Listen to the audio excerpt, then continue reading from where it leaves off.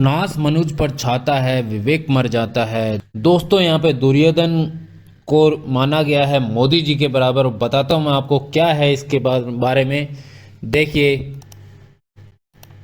दुर्योधन वह भी दे न सका आशीष, समाज की ले न सका।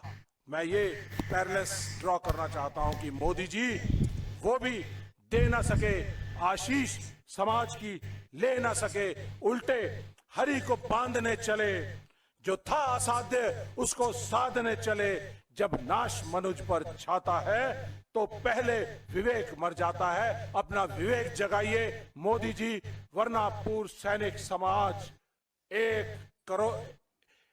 करोड़ 16 लाख लोगों का जो परिवार है वो आपको यहां से चलता करने के लिए। इन्होंने साथियों मांग की है समान एमएसपी की।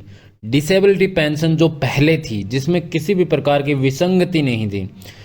और वन रैंक वन पेंशन कौन सी, जो 26 फरवरी 2014 को राज्यसभा लोकसभा में जो पास की गई थी। और बात की है अग्निवीर अग्निपथ स्कीम जो है उसको ख़त्म करने के लिए इन्होंने बात की है। पूरी तरीके से युवाओं के साथ है। और इन्होंने क्या क्या मांग की है वो मैं आपको बताता हूँ।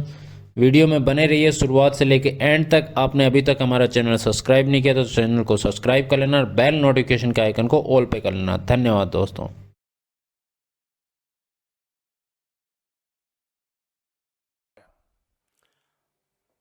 और जैसे ही युवा, महिलाएं, सारे वर्ग परेशान हैं, उसी तरह से हमारे देश के सैनिक, देश के पूर्व सैनिक, उनके परिवार, वो मोदी साहब की मार झेल रहे हैं।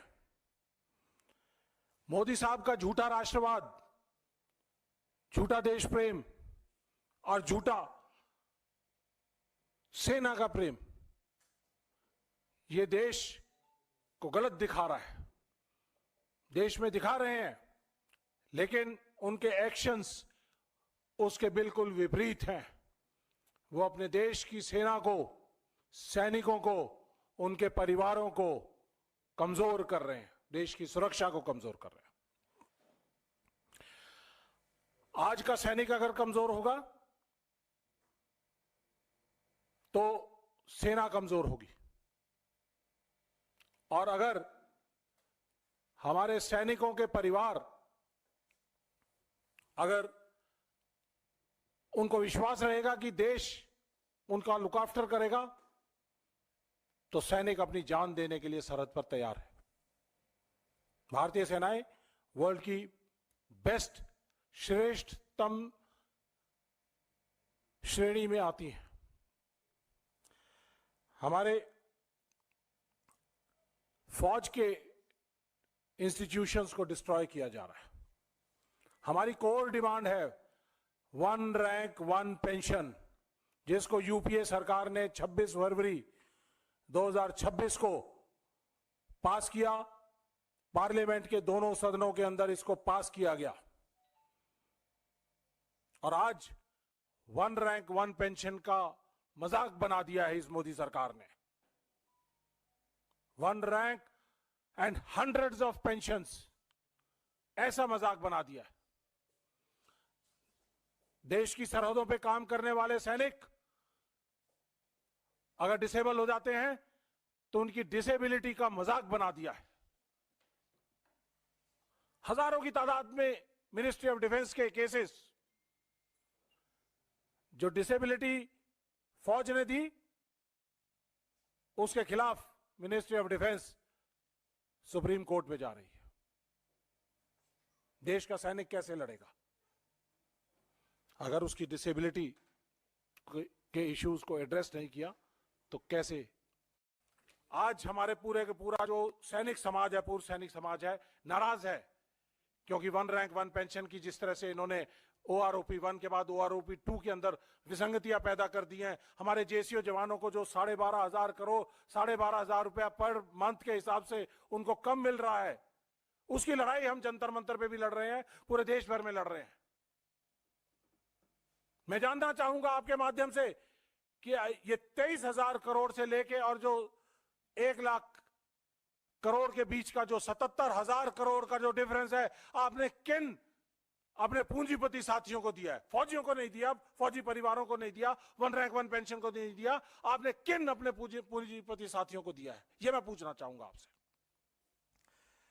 साथियों, इसके साथ साथ एक और बड़ा मुद्दा जो डिसेबिलिटी पेंशन का है।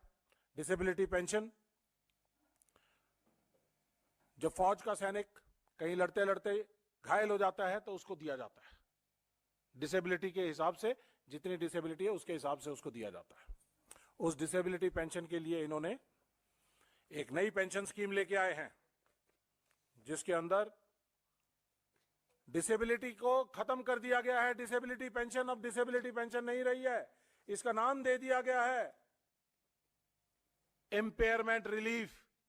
और इसके अंदर यह कहा है कि ये डिसेबिलिटी पेंशन अब डिसेबिलिटी नहीं है। और ये बोलते हैं जो डिसेबल्ड सोल्जर को जो पेंशन मिलती है उसके लिए उन्होंने लिखा है, this is not a pension and shall cease upon the demise of the recipient. अगर सैनिक को पेंशन मिल रही थी, डिसेबिलिटी पेंशन, तो डिसेबिलिटी पेंशन मिलने के बाद अगर उसको उसका देहांत हो जाता है तो उसके परिवार को उसके पूरी पेंशन मिलती रहती थी। फैमिली पेंशन के तौर पे उसको 40% कम किया जाता था। लेकिन आज उसको ये डिसेबिलिटी पेंशन का जो पोर्शन है वो 0 हो जाएगा। मोटी मोटी बात इतनी है कि अगर 100% डिसेबल्ड सोल्जर को 100 रुपीज पेंशन मिलती थी तो 100 रुपीज उसको डिसेबिलिटी पेंशन मिलती, 200 रुपया। और जैसे ही उसका देहांत हुआ तो यह पेंशन 200 रुपए से घट के सिर्फ 50 रुपए मात्र रह जाएगी। 150 रुपए मोदी साहब इस पेंशन से निकालकर अपने पूंजीपति साथियों को देंगे।